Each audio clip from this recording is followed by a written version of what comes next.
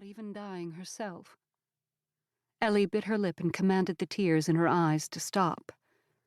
They didn't listen. They puddled in the corners until they spilled down her cheeks in great streams of salty liquid. Licking her lips, she swiped at her cheeks. "Mama, tell me what to do. How can I help you?" Another wail escaped the woman on the bed. A woman who no longer resembled the loving mother who'd given birth to her and raised her.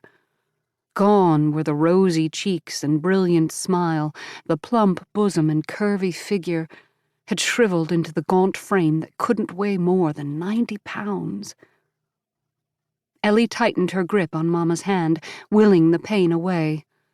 But another scream tore out of her fragile mother. Ellie clenched her eyes against the sound. She hated cancer. Hated the doctor for not being able to help. Hated God for allowing this. Just an hour ago, Mama had talked to her. With ragged breaths, she'd pleaded with Ellie to trust God and have faith that all would be well, that His will for her life was perfect. Ellie had nodded and lied. Anything to make Mama feel better. She might only be 14 years old, but she'd witnessed too much suffering, too many horrors to believe that God's will was perfect, or even good. No matter what Mama said, no matter what Ellie had believed as a child, no, not anymore. Maybe back when she was little, she'd been gullible enough to believe. Back when Mama was well and whole. She'd been so proud that her daughter had placed her faith in the Almighty. Her mother had been the strongest woman of faith ever. And this was what God allowed to happen to her? It wasn't right. It would never be right again. What would she do without Mama? The hot tears started in earnest again. Mama's wails dimmed to moans, but she continued to writhe as the stomach cancer ate at her body. Doc had said it wouldn't be long now. Why couldn't he fix it? It didn't make sense. Mama was fighting for her life, for each breath. If she was still fighting, why couldn't the doctor? Mama stilled. The silence was worse than the wails. "Mama?" Ellie scooted closer, waited for her Mama's next breath. She counted to 10 before it came. Mama's body lay limp beneath the thin blanket. Sweat dotted her forehead, and Ellie wiped it away.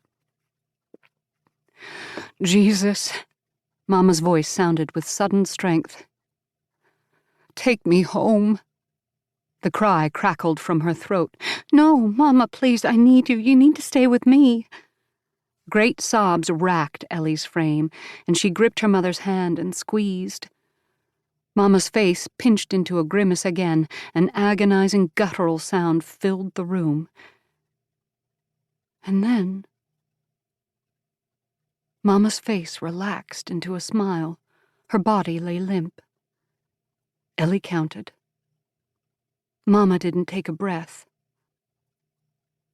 "Breathe, Mama." The whisper choked its way out. In Ellie's mind, she started counting again.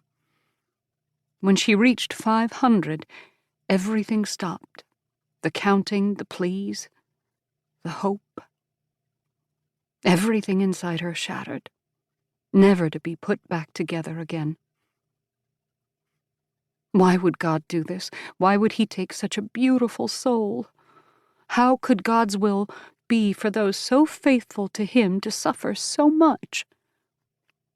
She shook Mama's thin hand. Nothing happened. All color was gone from Mama's face. No writhing, no moaning, no wailing.